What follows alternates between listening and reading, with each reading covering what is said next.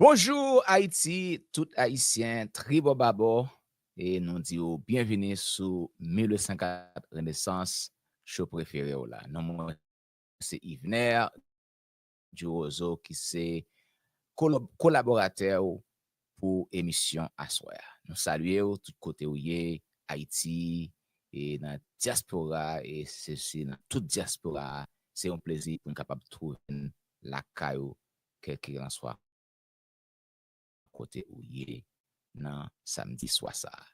Et avant de commencer, inviter amis, inviter famille pour capable chita sous chaise bas pour garder belle émission ça nous va porter pour asseoir. Donc avant d'aller plus loin, inviter collaboratrice particulièrement Guylaine Brutus pour rejoindre au studio. Assoya la Frisnel, il pas avec nous assoya, il a des difficultés, mais il va rejoindre nous semaine prochaine. Donc, Guylaine, comment y est? Ça qu'a fait? Ça qu'a fait, Yvenet. Bonsoir. Bonsoir tout le monde qui a écouté nous à soir. Moins bien. En Angleterre, nous gagnons un jour soleil. Nous pas gagnons pile nan yo. Nous gagnons 4 non année. Mais je dis, c'était vraiment bon. Et, je suis content d'être que me rejoindre nous à soir pour une autre émission 1804, Renaissance. Wow, si vous avez un jour soleil, Guylaine, pas un problème. Bon, ici, là, nous tellement gain soleil. Nous avons. Nous tellement gain soleil. Nous capables bail. Nous qu'importe monde qui va côté, pas un problème. Et pensez même inviter nous à soya capable voir soleil pour si c'est soleil ou manquer parce que nous pas manquer ça aussi ça même. C'est ça, c'est ça. Yeah. Donc avant nous mener inviter nous on nous fait causer tout petit des proverbes nous en Guylaine. Proverbe nous qui dit et ce proverbe nous gain déjà bat chien tant mettre li. Et qui dit comme ça bat chien tant mettre li. Ça veut dire que souffrir l'offre monde mal ou maltraiter monde et spécialement monde qui pas capable battre peut-être pas yo, qui pas capable combattre peut-être pas yo. Rete tant tout pour. Ou joindre. Et c'est ça même, c'est ça même. Là, me Et ou penser même de ça, me penser. des problèmes ça Guylaine. Et il venait là, me penser des proverbes ça, me penser. Et tout le monde gagne en anglais, ça veut dire angel, guardian angel, cap surveiller yo, cap protéger yo. So, tout le monde gagne un gardien, un ange gardien, cap surveiller yo, cap protéger yo. So, là où maltraiter un monde, là où faire un monde mal, toujours connaît, gagne l'autre monde cap protéger. So, peut-être jeudi, peut-être demain, mais on va toujours jouer une réponse ou. And, yeah, so vraiment, voulez payer attention, j'en traité monde.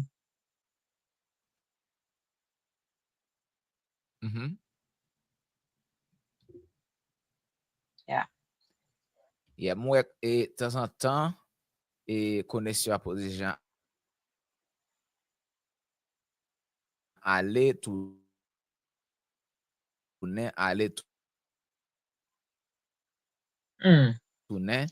et m'pas contre ça qui fait ça. Par contre, normalement en Angleterre, nous toujours gain. Pas vrai? Non, les doué bon. Pas de problème avec internet boy ici là, par contre. Ça dit? Pas vraiment gain problème avec internet boy ici là. Me connais pas dans même chambre toujours qu'on y est, peut-être c'est ça raison. OK, les bon qu'on y a, les bon qu'on y a. Yeah.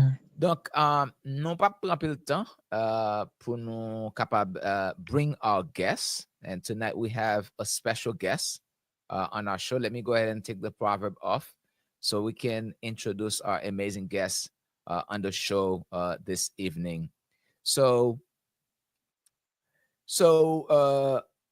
as I said earlier, we're going to have a great show for you tonight. So as you all know, this month and the rest of the year, We are talking about how we can build a unified Haitian community.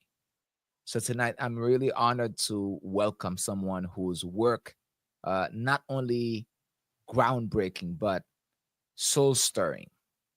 We're talking about Dr. Petrouchka Moïse, a cultural force, an artist, scholar, a visionary, as a professor, curator, and creative rooted, born in Haiti, in Brooklyn,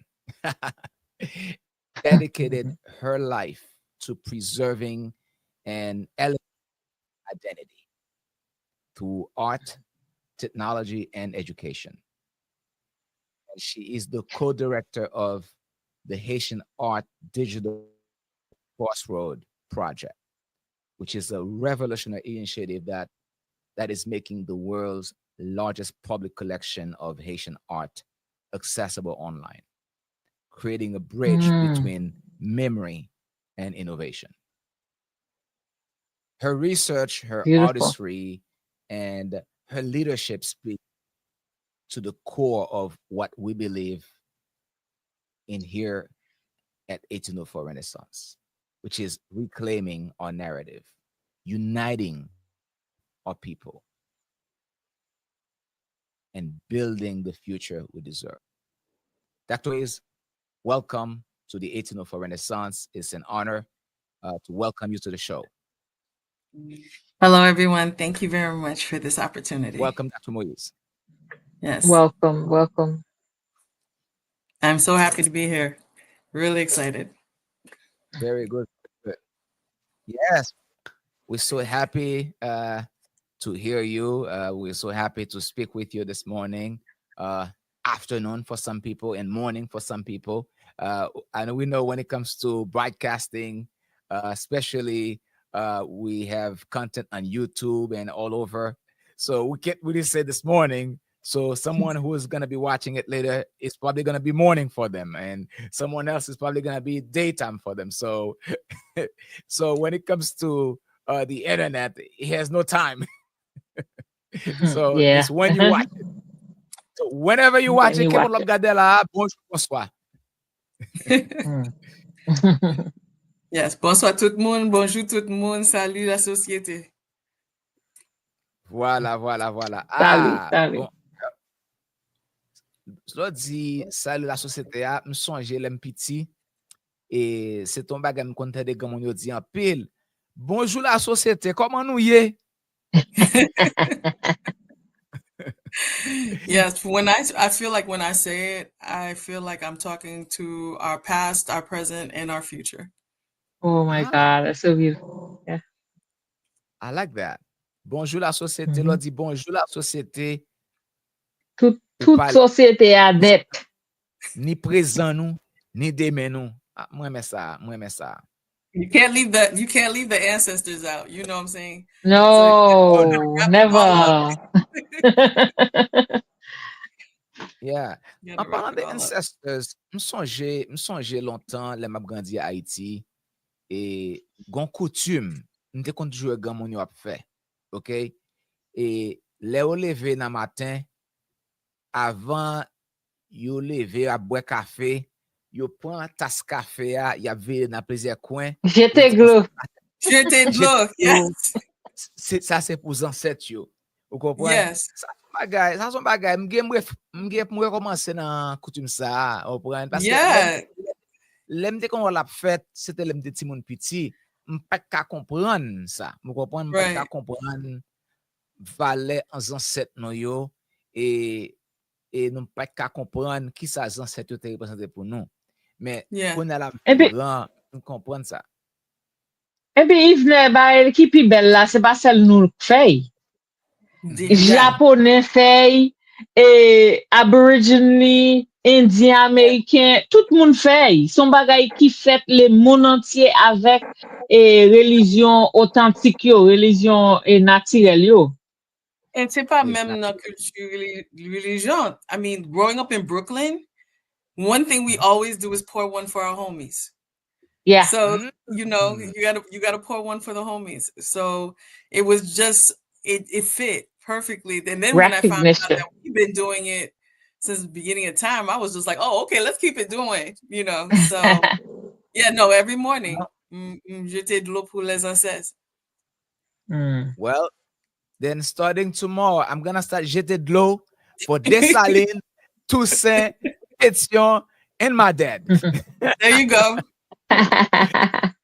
Definitely. Be intentional. Yes, be intentional, because once you have a family member that passed, they become your ancestors.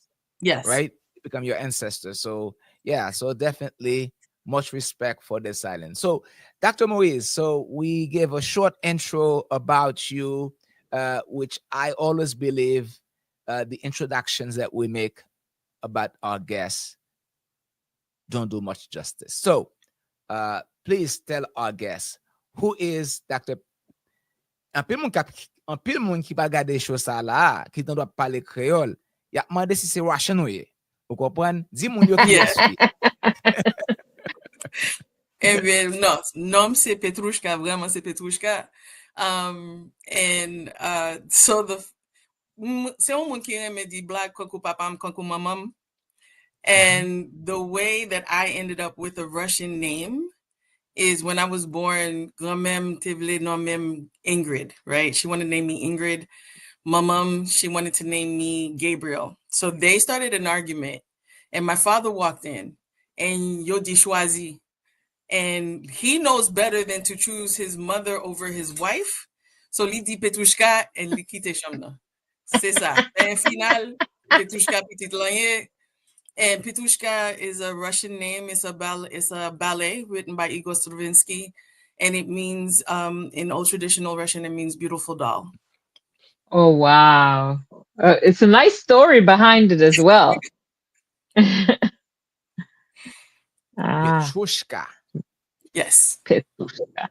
Wow. Ça fait que Haïtiens non sont nation qui vraiment créatif. I mean, we get creative in everything. In our food, in the name we name our kids. Non blague nous. Non blague nous, right? We have to have a good story behind everything. We have to have a good story behind everything, yeah. Very good, very good. So we'll kick this off this afternoon, and again, as I said, this afternoon or evening for some people. So to dive in our show, and we ask you to, if you haven't followed the show, please follow and like, and also share with your audience, so we can inspire more people, and also our content can be shown to your friends as well, and family members, and everyone who love Haiti, who love content about culture and history, because our narrative is to help reshape the narrative about Haiti. So with your help, we can continue doing that. We can continue to sell a better image of ourselves and our country.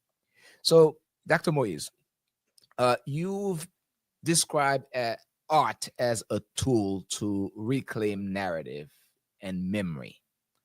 Yes. In your view, how can Haitian art, especially in digital form, help bridge the gap between Haitians at home and those in the diaspora?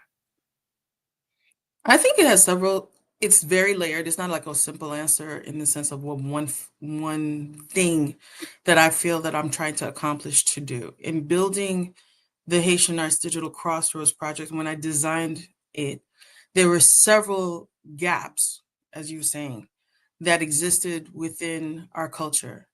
The first immediate gap was the fact of we don't know the amount of Haitian art that is sitting in public institutions in their permanent collection, right? I feel like as a culture, we take it for granted because we see it everywhere. It's part of our lives. It's part of our upbringing. It's part of our signature. And we don't see the level of, I would say, erasure or absence in the spaces that we belong in. And so for the first part of my project was definitely in the sense of helping people to discover that the largest collection of Haitian art outside of outside of Haiti sits in Waterloo, Iowa. They have over 2,000 pieces of Haitian art at the Waterloo Center for the Arts.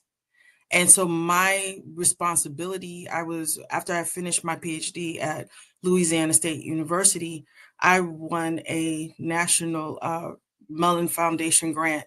And I came over as a postdoctoral fellow to design initially to how to digitize this collection, how to bring it to public access, because it didn't have a digital presence. When I came into this project and I saw my culture sitting in this very remote space compared to where the Haitian community is, because there was no Haitian community at all. This collection was not brought together because there were Haitian people in Iowa. It was all collectors who had donated to this one museum, and they got the reputation, and people just continued to contribute. So I was brought in to bring in the Haitian narrative. And so this was not near Brooklyn, not near Miami, not near Chicago, you know. So I saw it as we needed to bring the community there. So in the sense, my first mission was pèlerinage. We need to create a pilgrimage where people are coming out here to see this. The second bridge that I was hoping to do was close the gap between the diaspora and Haiti. A lot of the times when we are discussing Haitian art, we are only discussing Haitian artists that are coming from Haiti, usually around the time of Saint-Ouen, starting in the early 50s to now. And so it's also something very important for me as Haitian artists like myself, born in the diaspora, to be able to connect back to home. So I felt that this was an opportunity for us to educate those of us in the diaspora, and then for Haitians in Haiti to hear and see us, to see that we are trying to stay connected. Another thing for me with the website of how actually Haitian art speaks to our story is that we sometimes treat art as just an aesthetic tool. When we think about literature, when we think about dance, when we think about political science or history, right, we have a direct connection. But when we look at the visual arts, we don't treat it as a way to think about those subjects. And if you look at Haitian art, for me, it was very significant how the images in these paintings actually connected me to the narratives of my parents who came to the United States in exile. So when my mother would talk about an iguaz, and there's a painting that has an iguaz in it, now I can visualize what it is my mom was talking about. When my father would talk about Rivière Froide, and there's a painting about Rivière Froide or Sodo or Bassin Bleu, now I could visualize these places in that time when my parents were in their youth. So it was an ability to connect to those cultures and to those stories. And I think that the last thing that I was trying to also do is invigorate scholars to write more about the arts, invigorate artists to be better artists and write our narrative, to be better collectors, to be better stewards in the museum and the library space as we think about our narrative in the digital space. Because one of the things that is very significant when we're talking about data, when we're talking about preservation, when we're talking about technology, we have to have the right vocabulary to connect that work. Because right now it's all about the tagging. And if you do not have the proper tagging, you will not get the proper visual. And our language then becomes so significant because there are words that are used to truncate our culture, and we need those Creole words. We need Creole in the center of this conversation because that is how we connect to this. So I walked in with one agenda and I told these people, nah, I got 15. I have 15 agendas. So I ain't going nowhere. It's very shocking to hear that. It's really shocking to hear that. And as you mentioned, when we look at Haitian community, nous pas ouais Iowa, No, nous ouais New trust York, me. Nous ouais New nous York, ouais Miami, Miami, nous ouais nous ouais Montréal, Chicago, nous ouais Chicago, Boston. Montréal, nous ouais Boston, Washington, Voilà. D.C. Yeah. You know, Ou we pas don't côté see Iowa. Even myself, when I was awarded the grant, I was living in Louisiana. I was in the red beans and rice. I was in the Madiga. I was in the land of the Haitian people. And That's right. I was like thinking, I'm going to leave the cane to go to the corn. Pukisa. You know what I'm saying? Because it was like when I went from, and I grew up in Brooklyn. I lived in Miami. And when I moved to Louisiana, it felt so Haitian. It felt like I understood. Brooklyn was home. Haiti is always home. But Brooklyn was home because I knew my streets, I knew my places, I knew my place, my places. But I stepped in Louisiana, and day one, first somebody said, "How your mama and them's?" Okay. I know they call l'église lacaille. Same rules. I was like, I know how to move here. Their red beans and rice is our sauce poivre blanc. Chaque lundi, That's right. every Louisiana household, jus avec sauce poivre. That was like, okay, I'm not going nowhere. I'm here. And I was there for 20 years. But to come here, but to come here, and what made this so significant when I arrived, and I arrived in the middle of COVID, what made this so significant is that I have lived in this country for 50 years, and I've never seen myself reflected on the walls. So my identity was always internal. And the ability to now make this an external experience, it was a shy. I ain't gonna lie. It was very heavy. I think I went through a lot of existential crises. Like, am I Haitian enough to tell this story?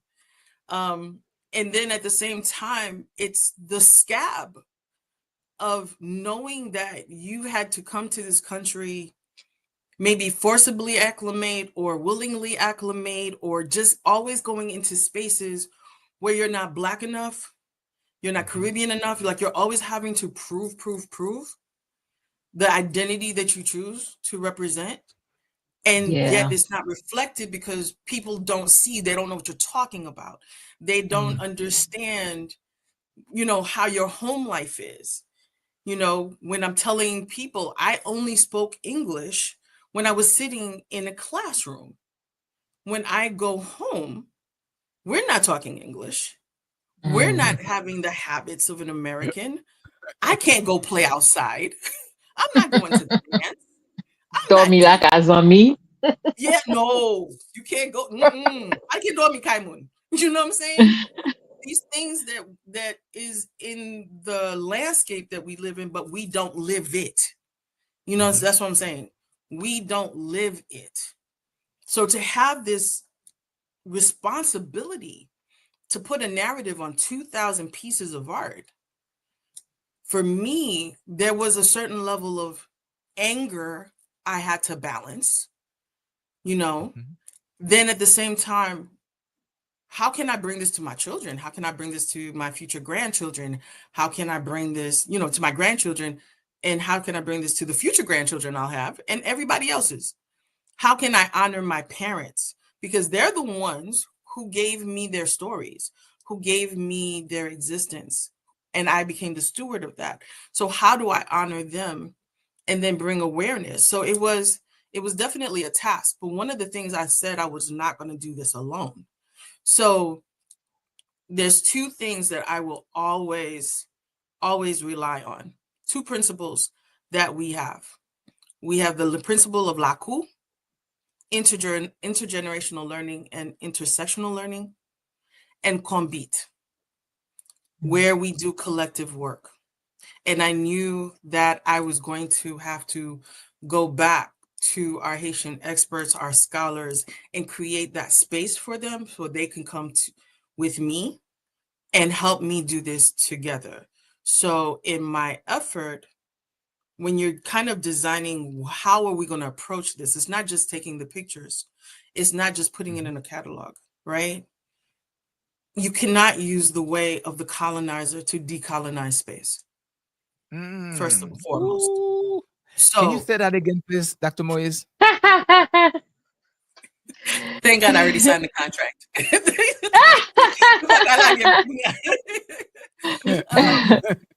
No, for real. I said it day one.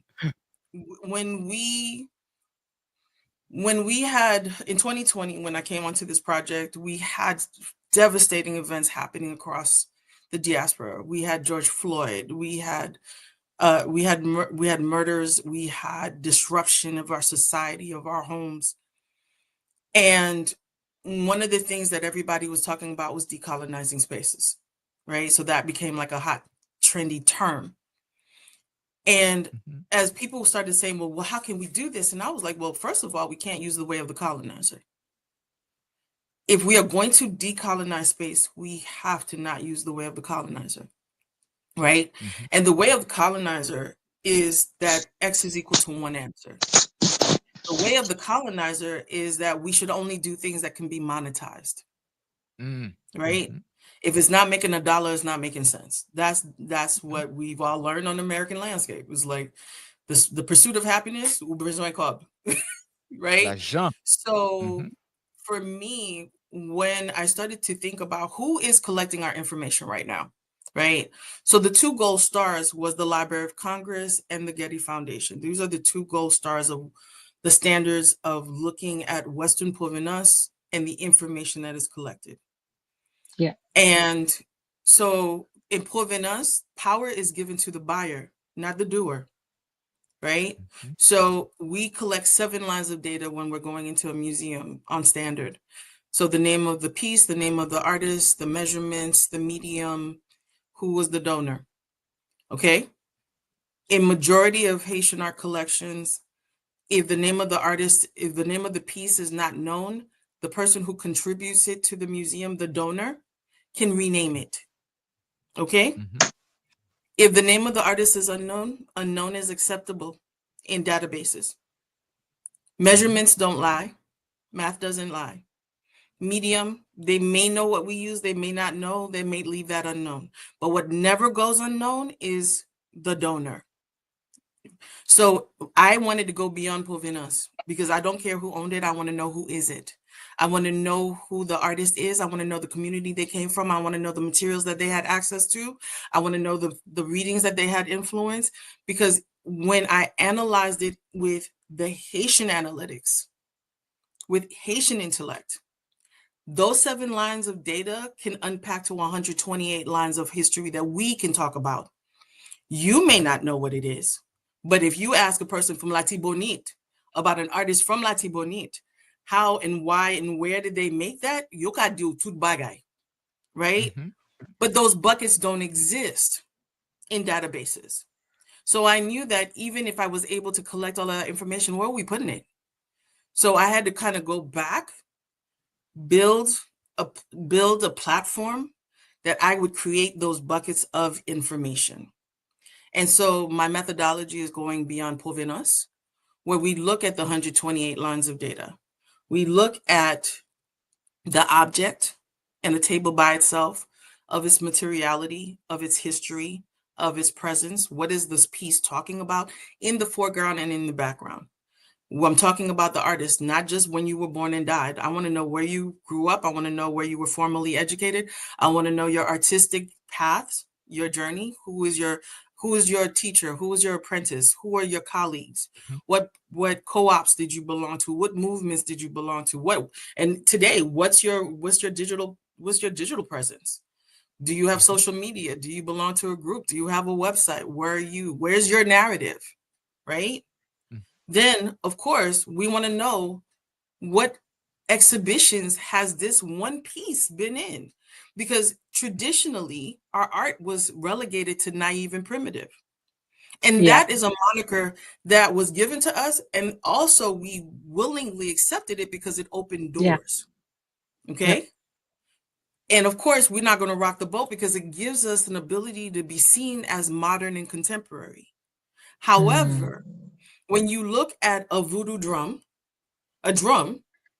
it could be in an exhibition about women, music, religion, economy, all of those things. So our narrative is a lot more complex than naive and primitive. So if we are doing an analysis of how many ways we have been interpreted, and then how many books have been written about this, and I, as a professor, if a book is written in French and I'm teaching an English class, it's not that I cannot do it, but it is not encouraged that I introduce the French lit without a proper English translation. Also, schools are going more to the digital platform. So if you have a book that you've published that would talk to Haitian art, but you haven't set up the right kind of parameters for me to be able to use it in my classroom, I could get the book for myself, but I can't use it in the classroom unless it has universal rights. So that limits right then and there if we don't understand how we're going to keep this narrative alive.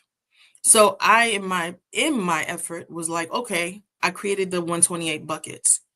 Now, I can't do this homework by myself. So we created the Digital Laku, where I invited 31 experts across the globe to participate in helping me to build this narrative, right? Because we need those principles. Because I wasn't going to, like I said, I was not going to use the way of the colonizer. So I used the way of us, the way of les ancêtres. I used voodoo principles and I used Haitian cultural principles of how we developed ourselves as a nation in the way that we are going to tell this narrative. That is also brilliant. I mean, listening to you say this, and I've been in several meetings. I live in the UK, so I've been in several meetings with people who have said, "Oh, my grandfather owns a lot of this and he owned a lot of this and I have it now. What can I do with it?" And then I'm also in the same room with researchers on Marie-Louise and Wyoming Christophe and the connection between the UK and Wyoming Christophe and Pétion. The British Museum has articles, and items from Pétion age in the sort of warehouse or archives.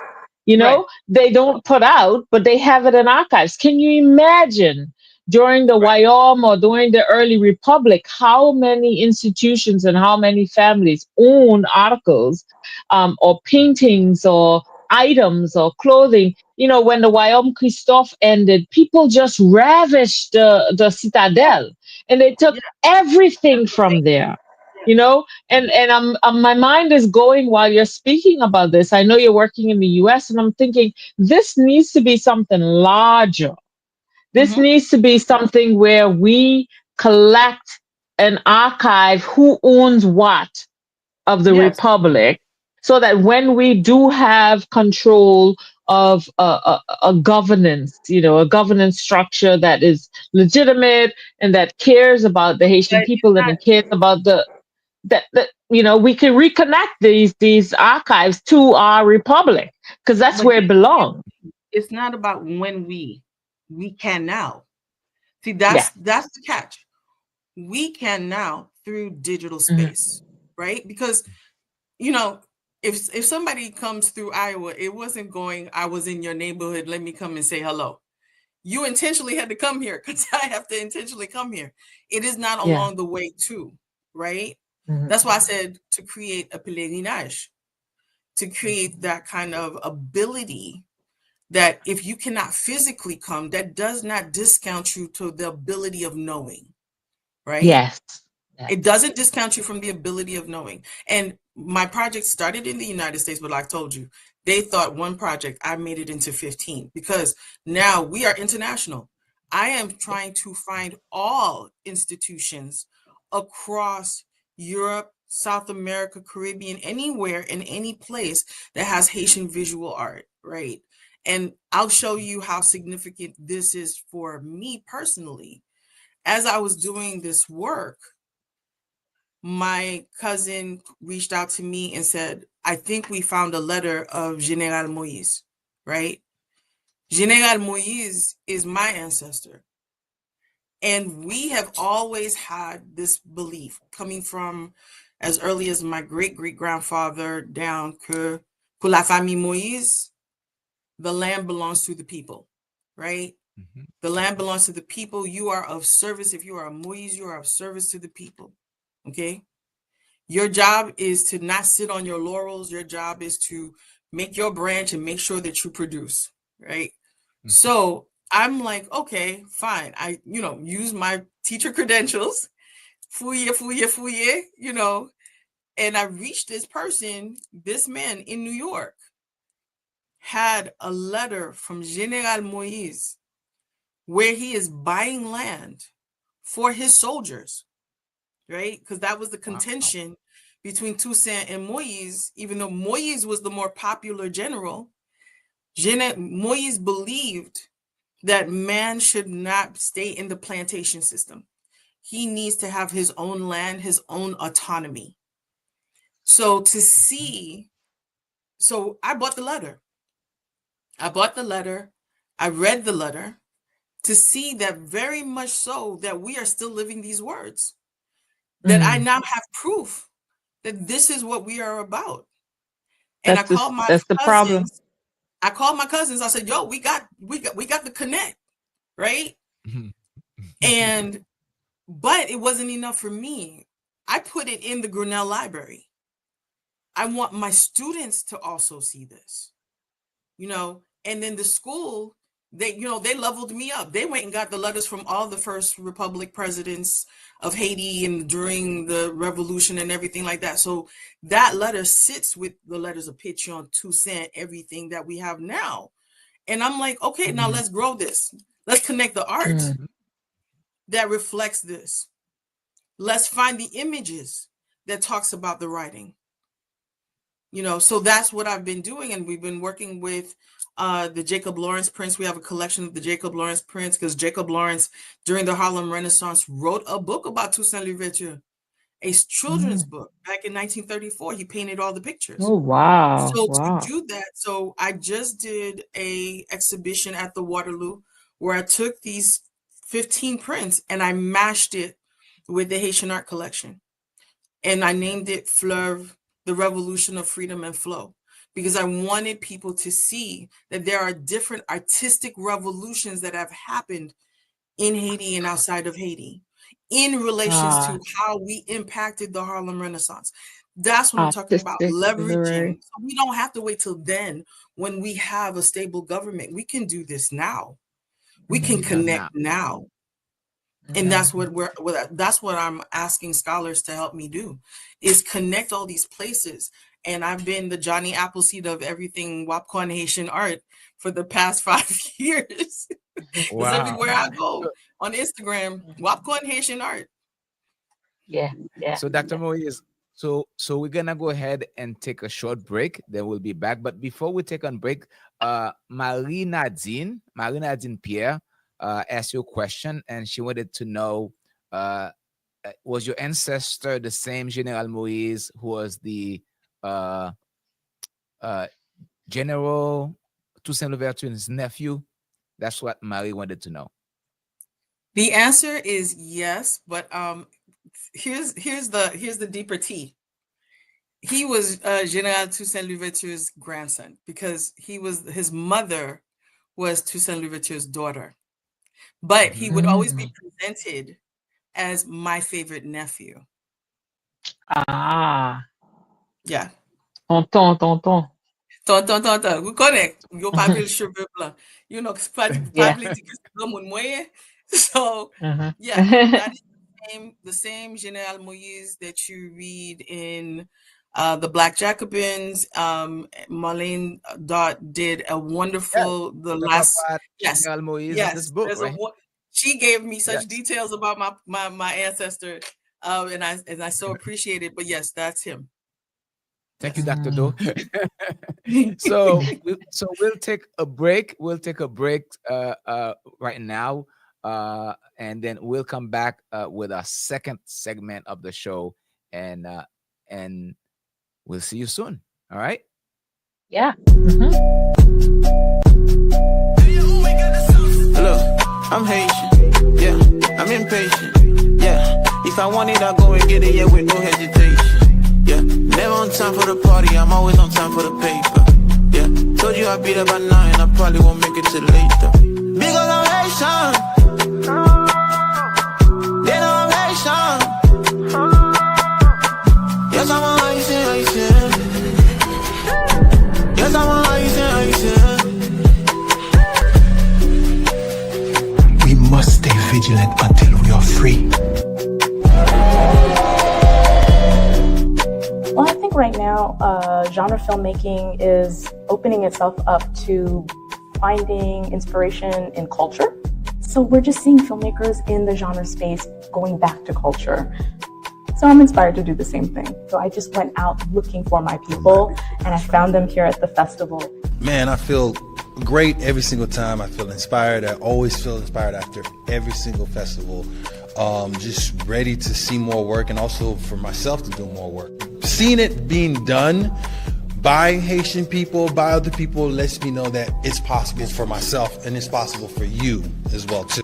One of the things I like about the film festival is that you guys bring in the culture, and you can really feel the community of love and of the Haitian community. But to have the meaning behind it, when people come in, and even if they're not in the Haitian community, you can just definitely feel the love for the culture, and that's what makes it memorable, and that's what makes it impactful. La joie, la mort,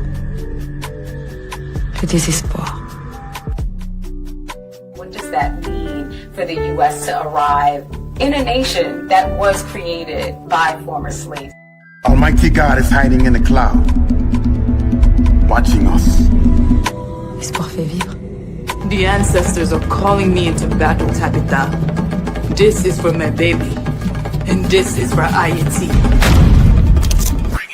Because I'm Haitian. They know I'm Haitian. Yes, I'm a Haitian. Yes, I'm a Haitian.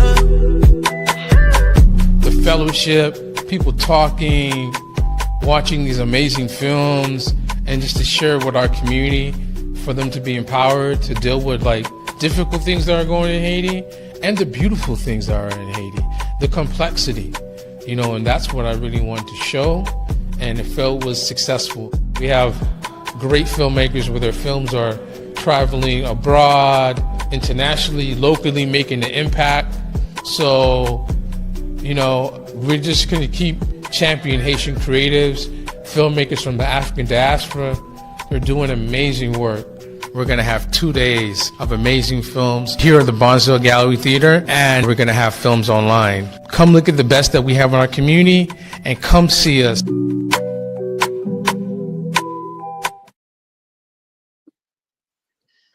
Wow. Because I'm Haitian. Well, he's really good. I love that singer.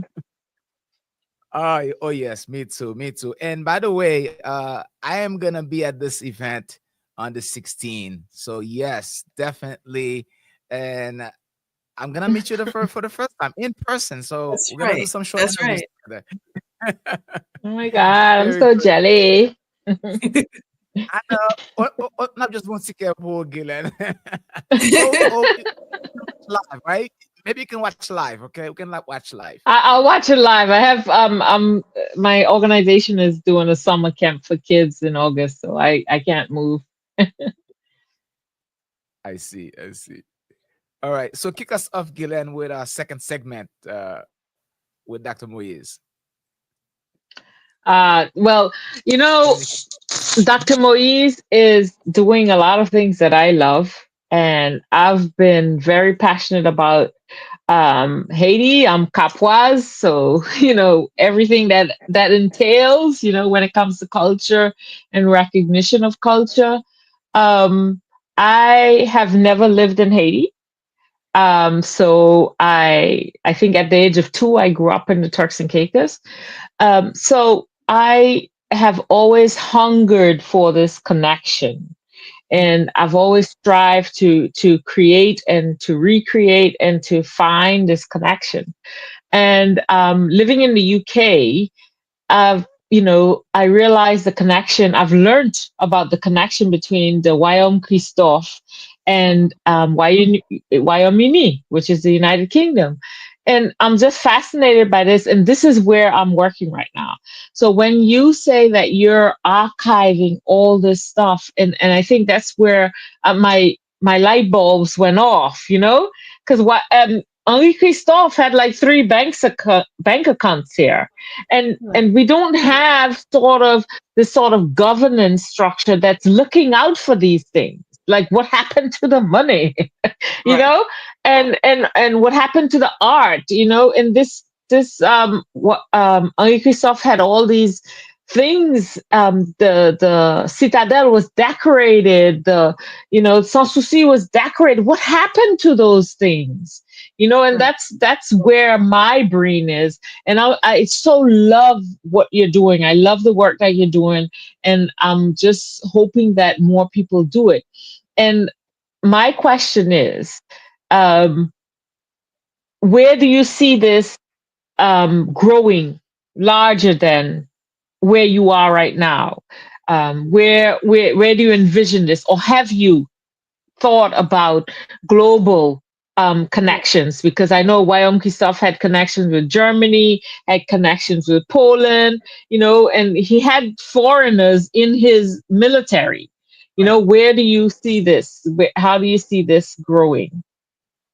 And I'm glad that you're like pivoting from Christophe, because the way that Christophe wanted everyone to recognize Haiti, not just as an island of esclaves, but as an island of culture, an island connected, and a way of celebrating all the 53 African nations, all the universality, because we were an island not just of voodoo. We had Islam, we had the Jewish religion, we had different cultures represented, and he did his due diligence. So I want people to not only see the modern, but I also want them to see the Haiti that of old, that started way before Dewitt Peters and Saint-Oda. And I definitely commend Saint-Oda and Alan B and his staff, Alan B. Augustin, who's the director now at Saint-Oda, and of what they're doing to stay connected and everything like that.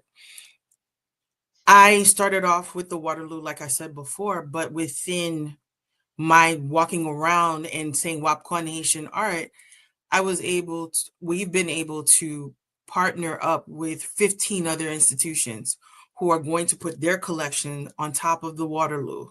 And my intent is, if you ever go to our website, the Haitian Art Digital Crossroads website, there's a map right now of where we've been able, with my students, been able to pin where Haitian art exists. I want to find all those pins. I want to bring us all to this platform that I'm building, because it's one thing to look at an artist one tab at a time, because maybe somebody will have one Joli Mot, somebody will have 2 Préfet Dufault. But if we're able to put all of Préfet Dufault's collection and see his trajectory, if we're able to compare a Basquiat with a Rosemary Desrousseaux and be able to see that, we're able then to have bigger conversations. So my intent is to, one, bring in all of the public institutions and work with all of the organizations to bring in this in a public space. And I've even had collectors who've come in and said, I want to work with you. I want to find ways of working with you, because I love Haiti. I love Haitian culture. I don't want this collection not to be known. So I'm working on ways of doing that. Also, I'm not working on being the only person in this space. So I'm looking for people who want to work, who want to learn. I'll be immortal once I cross the waters and become, myself. But until then, what we have to understand is it is stewardship. I am the keeper of my parents' stories. And I've been able to expand those stories. But I know that there are other griots like myself. There's other people who have that sense of responsibility. And we need to start investing on who's going to take care of that legacy. Right? Because we always say, si ou di dis moun, tout moun kone. Right? So if we bring in 10 people doing what I do, and those people bring in 10 more people, and those people did, we've got our army. And that's what Christophe did. Christophe built an army not just of defense, but he built an army of literaries. He built an army of visual artists to take note, to make history, so that we would not forget that this is what we are able to accomplish. Right? We know how many bodies it took to build a citadel, and it still stands today. The only thing it stands today. The narrative, right? Yeah. There's so many stories. When I found out that the waterworks, the system, the grounds at Sans-Souci still work to this day. That still has running water. Yeah. It. So those secrets of those masons pass on. Right? Pass on. And it's amazing because at that age, when the rest of the world thought of you as cattle, this is what you've created. And that's why I love Royaume Christophe. And I think that's why every Haitian should try and study, because there were theater, there were plays, there were musicals, there were all sorts of things. When everybody in the rest of the world thought of your black skin as being something to be owned as cattle. And see, here's the thing, like you said, what they thought. Yeah. Not what we know. Yeah. Exactly. Definitely. So what they thought. So, I mean, I tell people all the time, it's like, what you see about Haiti is this loop of disaster, this 5-second segment of disaster. And no, you don't know the beauty of Bassin Bleu. You don't know the joy of going to Sodo. The things that whenever I started going home at the age of 2, and even a cachette, when Tonton Makuts were still in the street and everything like that. So definitely I'm aging myself. But when we all are. When we were kids and we had to just be really quiet, you know what I'm saying? When I saw Makut, I was so angry because to me, you were the reason I'm not home. You're the reason I'm not sitting with my grandfather, right? But that visual was not my reality. And so when I think about what people think about us, I ain't worried who bought it. I'm worried who owns it. I want to make sure who owns it. And we are the ones who are supposed to own it. I'm not gonna somebody in the diaspora doesn't we are not lazy. We are not. Look, anybody who had to get up at 5 o'clock in the morning on a Saturday to go clean the house, and you couldn't go outside because you couldn't play until the house was clean, until mom was satisfied. The problem is we do not have the space, right? We've been kind of holding our breath. I could say like this is my personal experience. It was always, you're going to go home tomorrow. It's coming. We're going to go home. We're going to go back. So it was such a level of frustration growing up because I'm not part of this American landscape. I'm too far away from my Haitian landscape. When I go back to my Haitian landscape, I'm not there long enough. And then I'm getting tested. So you said, so I have to always prove when I'm in Haiti that I'm Haitian enough that I can say the number 8, that I can say the word water. So I was always living between the cracks of when do I get to go? and thinking that my talents, my time should only be expended when it's perfect. There's no perfect. What I had to come to the understanding is my mother and father's Haiti, as beautiful as it is, as beautiful as it was in their memory, is their Haiti. I got to make my Haiti. Yes. Right? So I'm building my Haiti. I go home. I mean, the last time I got to go home was 22. I was supposed to be home last year, but they shut the airports down. And I was like, okay, I'm going to hold on to this ticket. And then American Airlines said, nope, not plenty même. So, you know, I want to go back home. I want to make my Haiti. I was promised to go home. I was born intent that I'm going home. So I drank the Kool-Aid. I'm not gonna lie to you. I drank the Kool-Aid. I was like, yeah, I'm going home. And I'm still gonna go home. C'est moun Saint-Louis du Nord, moun Jacques Mel moyen, moun Kafou Frey moyen, Rivière Froide. I mean, like, look, for me,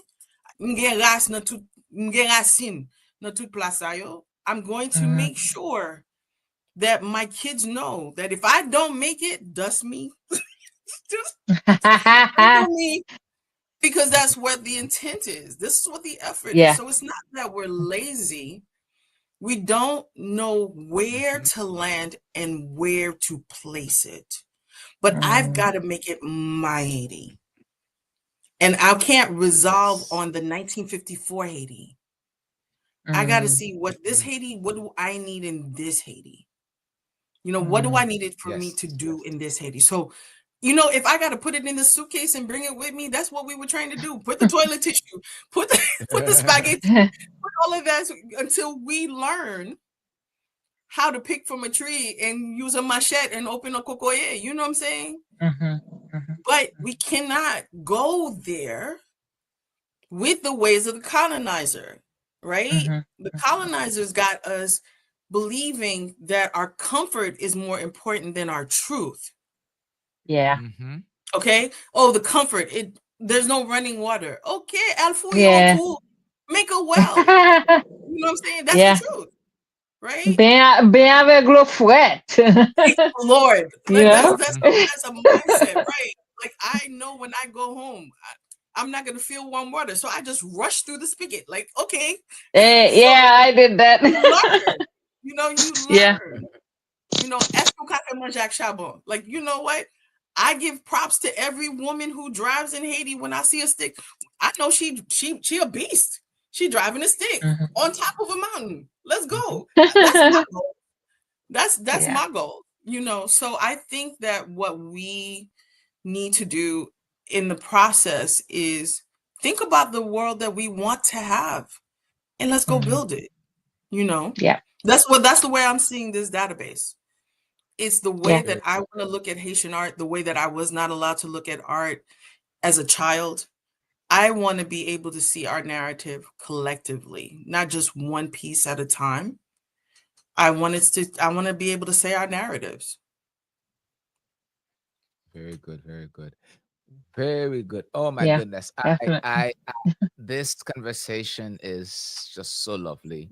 And my final question for you, Dr. Moïse, and I know this is not my final question, because on August 16, I'll have more questions. But in your experience as both an artist and an educator, how can we involve more young Haitians? As we know, Haiti is a young country, right? Is a young country in a sense. The majority of the people, they are young. So they're less than 30 years old, right? And especially the second and third generation diaspora in preserving and evolving the Haitian cultural identity. So how can we involve more the young Haitians?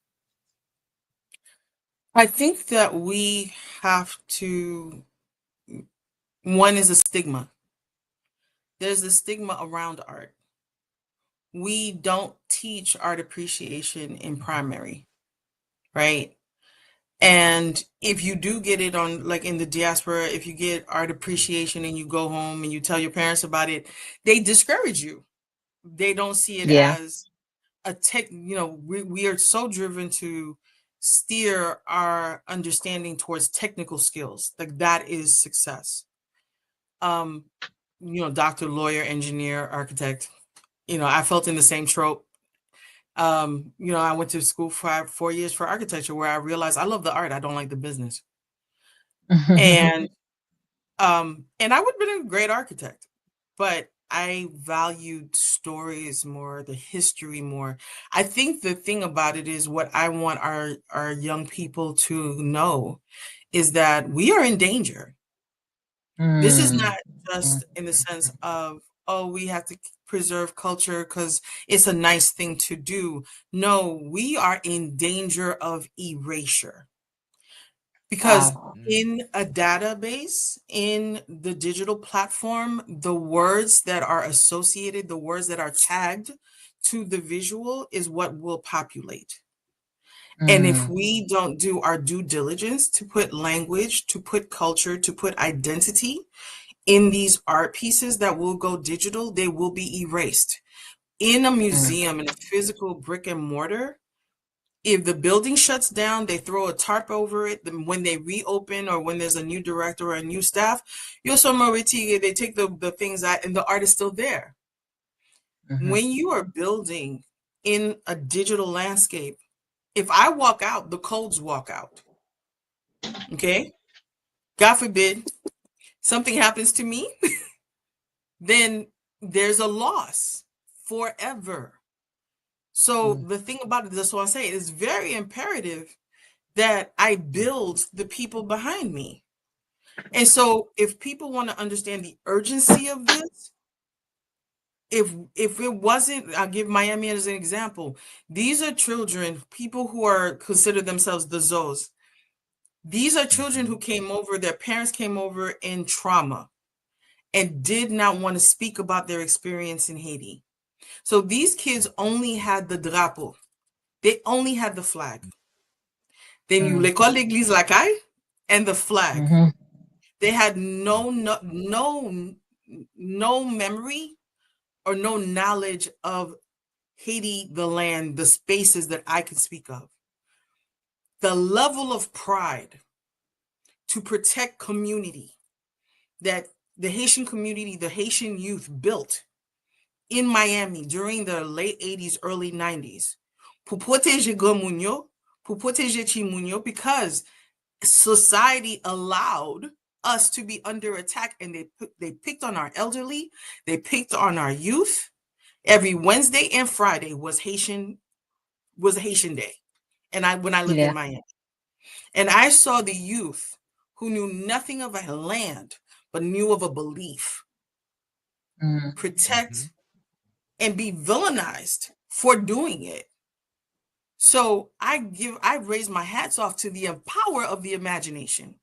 So I feel that our youth can imagine the Haiti that they want, the experience that they want, may they be here or there, of no longer being disrespected and no longer being erased.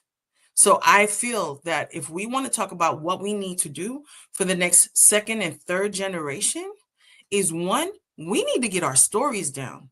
We need to write them. We need to paint them. We need to tell them. We need to record them. We need to pass it on.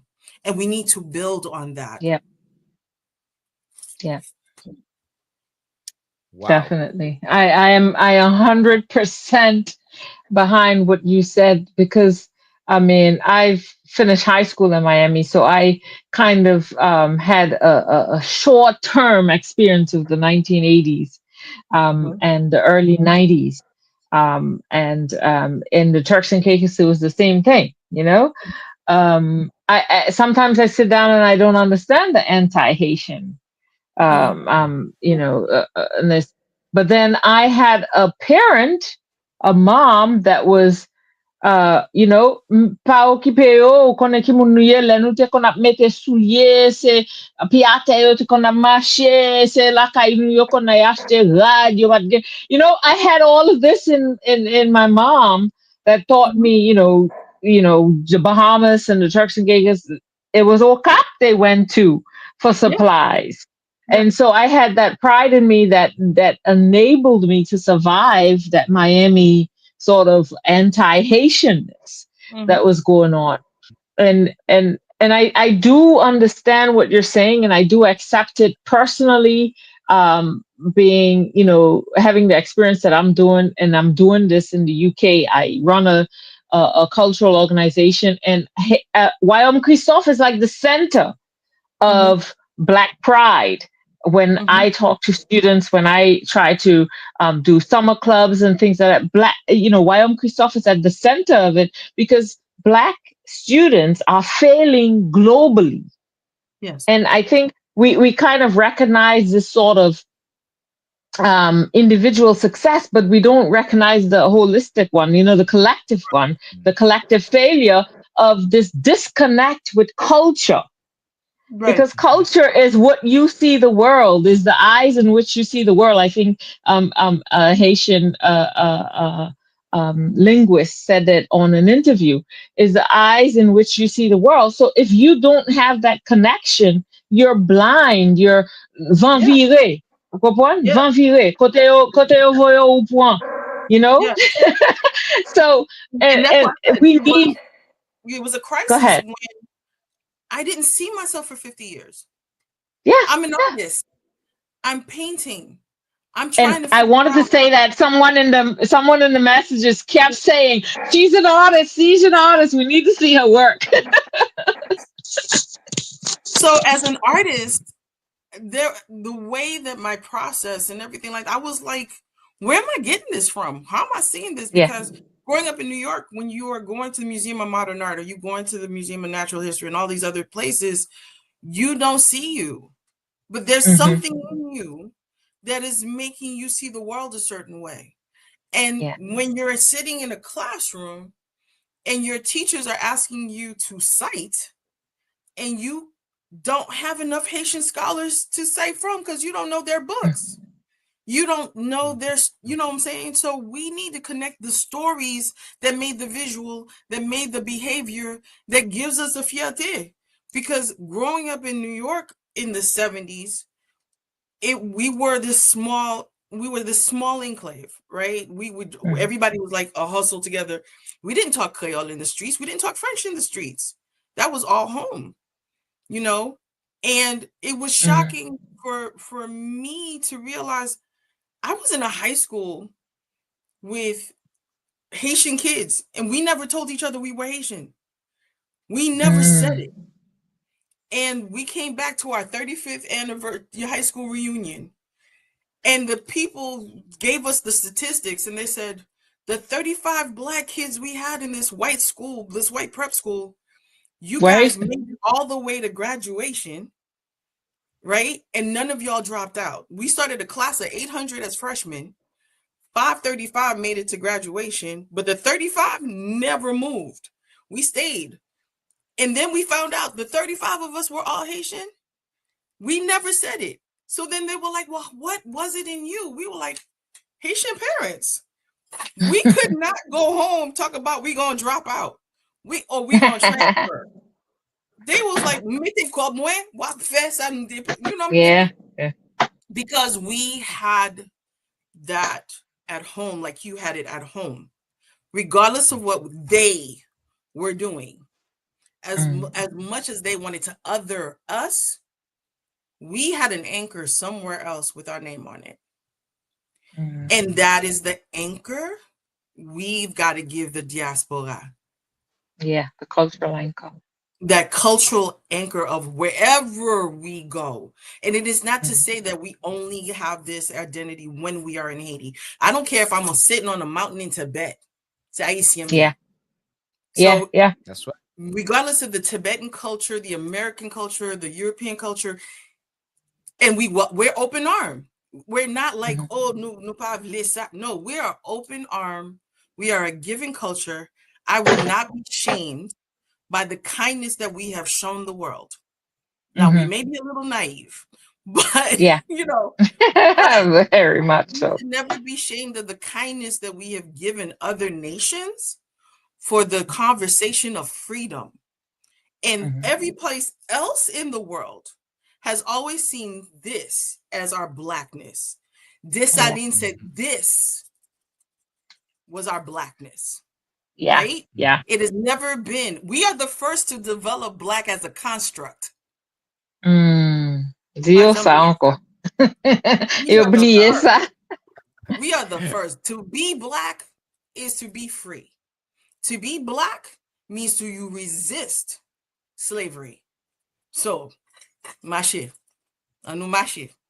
That's all I can say. Aïe, aïe, aïe. Hey, en allez. I wish I could keep Révolution mentale la commencé. I know whenever you talk about decolonization, it's like, this is one of my favorite topics because I suffered from that. I suffered from mental colonization until recently I had to learn to liberate myself, to decolonize myself. And it's the hardest thing to do because certain things that you learn, this stuff you just stick in your head. It becomes you're conditioned. Decondition yourself. We're conditioned to villainize ourselves. We're conditioned, and the thing about it is, it'd be something if we couldn't trace where it came from. Right? We know where it came from. Right.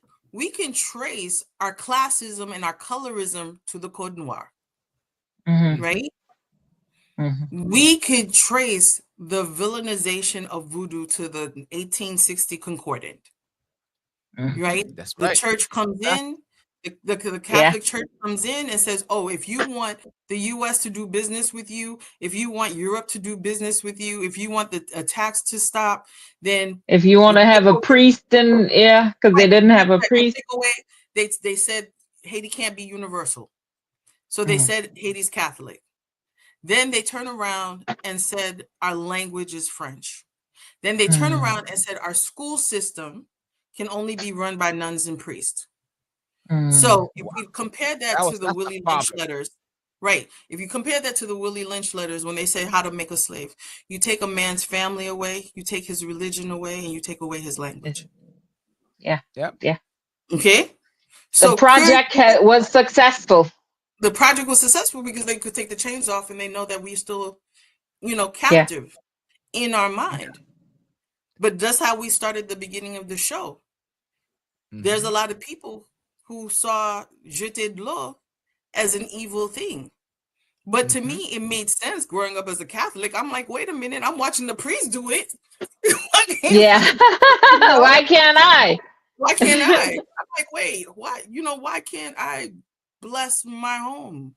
Why can't if we're talking about saints, where's the saints and the ancestors? What's the difference? Selective sainthood. Yeah. Yeah. So we have to see, we've been doing us for the longest of time.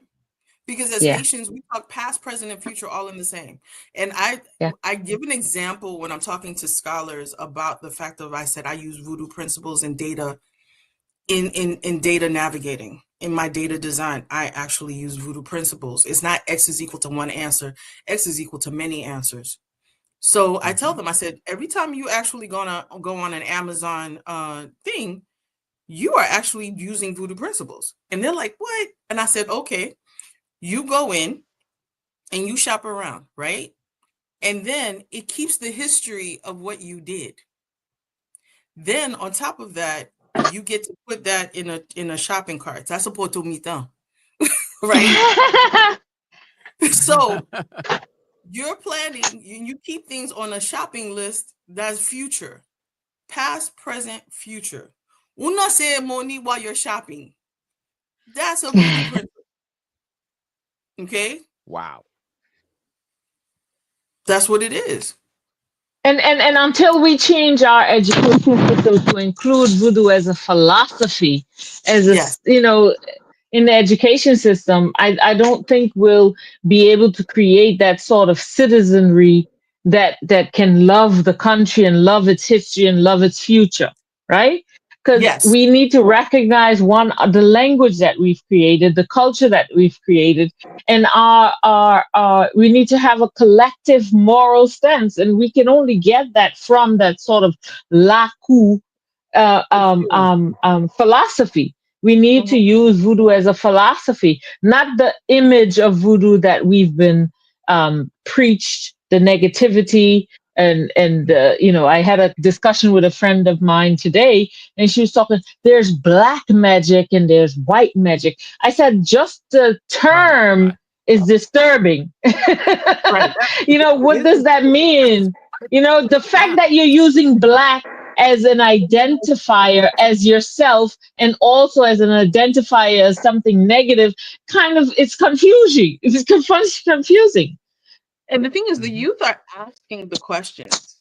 I mean, the unapologetic approach that young artists are now showing up online, because before it was like pati mamam, pati papam, no ceremony, I'm going here, I'm going there.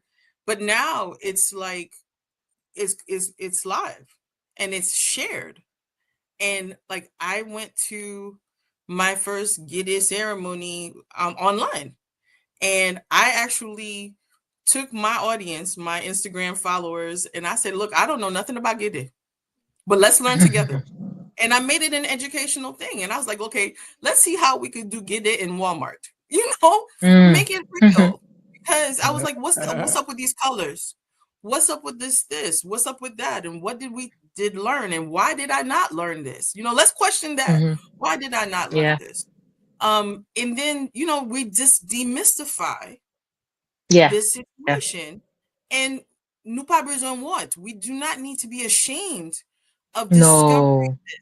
And when you said, how do we create this laku, this voodoo principle to the point of the pedagogy of this is where we have to understand what the colonizer has shown us is that there can only be one. That whole concept of only one.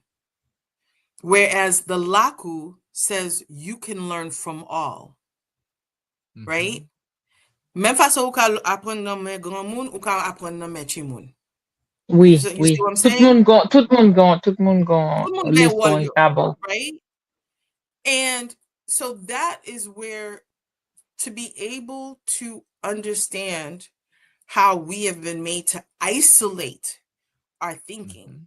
Like, oh, if I come from this school of thought, this is the only way I can see something. No. If we want to really make it intersectional, intergenerational, we have to understand what are the true principles of voodoo. And that really, voodoo does not knock anything else out. It's so inclusive. It's the most inclusive spirituality, religion. Right. Yeah. And we see traces of Teano because the Poto Mitan is coming from the Teanos, right? We see Islamic influences. We see Judaic influences throughout history. And sexuality is fluid. Right. It's very fluid. There's no hierarchy in Vaudouism. There's no Adam and Eve story. So when you said voodoo does not knock out anybody, and I was thinking, in my 45 years on this planet, I've never seen someone knock at my door and say, hey, do you want to accept voodoo as your personal savior? It's a way of life. It's not it's a way of life. It's a decision. Yeah. This is I've never seen that before. I heard a joke. This is a joke, so I'm trying to offend anybody. But the joke was Christianity is the only religion that thinks that Jesus needs help. Like that Jesus needs help. Like, I'm here on the name of. Really? He got this, right? I think that people sometimes try to get away, like you said, magie is a white man, is a white man's creation. It is not ours. It's not ours. Voodoo is respecting the universe, respecting the laws of nature. Si vous faites bon à privé, si vous faites mal à privé. C'est comme ça lié.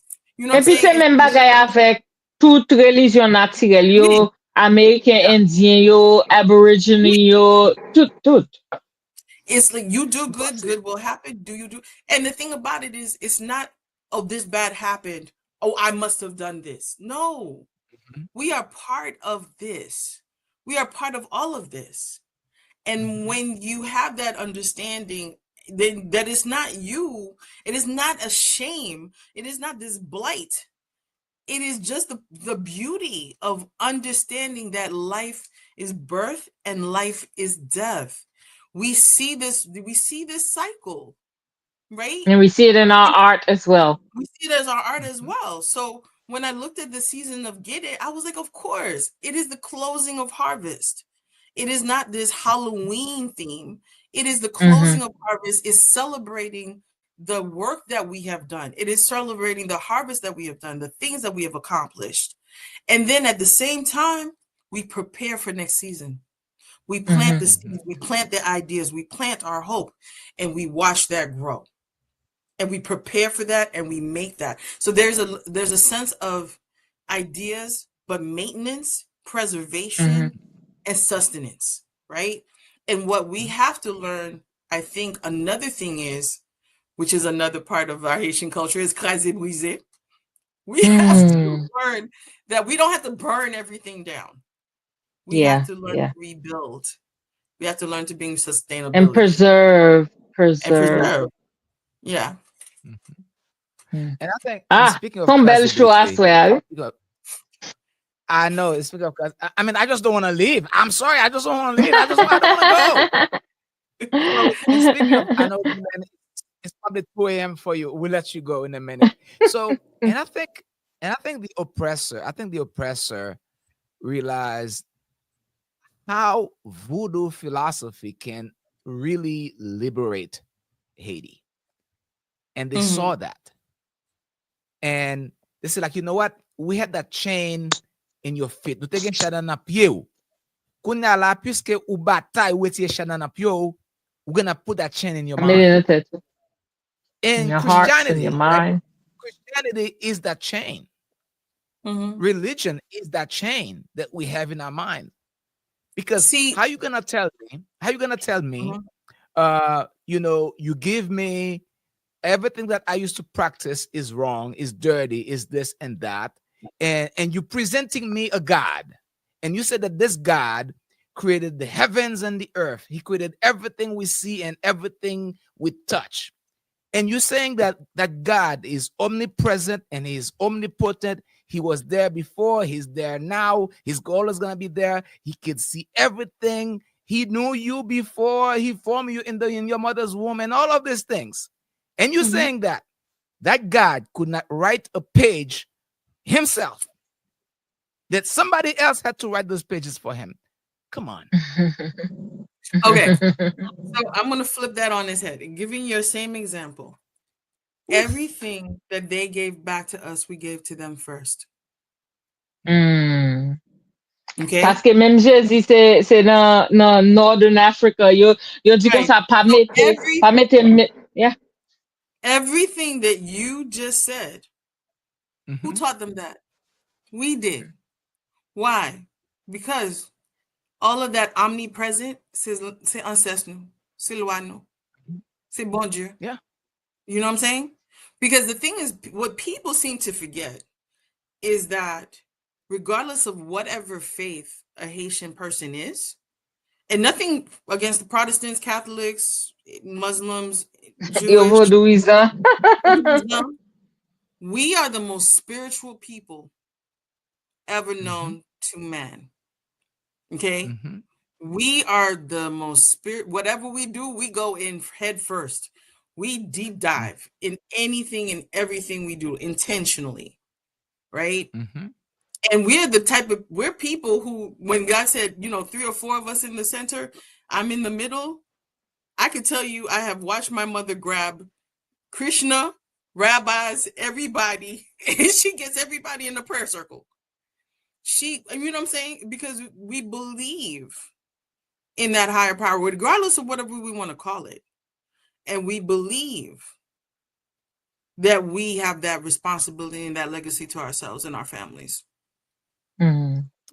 You know what I'm saying? And your legacy is archiving this art, is trying to collect all this art and put it together so that we can have something tangible, visual, so that we can see. Oh, thank you so much. You had a very engaged audience today. Man, thank you, everybody. Jaquil. Man, you had people, you had Jaquil, Marina Dean. You had a lot of cheerleaders here. In addition to that, we had there was another Dr. Raphael. He was there. He was sending flowers to you. And oh my goodness, I have so my cousin's here too, Sandy. So you had so much love, so much flowers. Yeah, and especially Jaquil. She's an artist. She's an artist. Her artwork is. I know. So very good. So thank you so much. It was just such an honor to share the stage with you. And Thank you. And I mean, I've been enjoying your talk since the pre-interview, and I was just bragging about it, telling Gillen and telling Frisnell, man, I'm just so looking forward to this interview. The moment, even though you were tired or sleepy, you're gonna get energized. And I mean, I just told you, I just came from work, and now I can start another shift. With no problem. I should cover. I can't. So thank you so much. I'm yeah. Go ahead. Yeah. Gillen.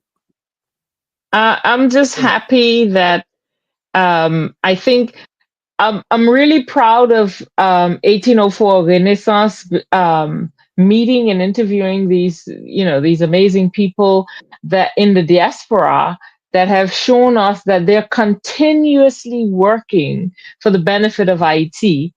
And they're not asking to be magistrat or senator or president. They're working within their field, within the spaces that they occupy, to improve, the image or the idea or the history or the perception of Haiti.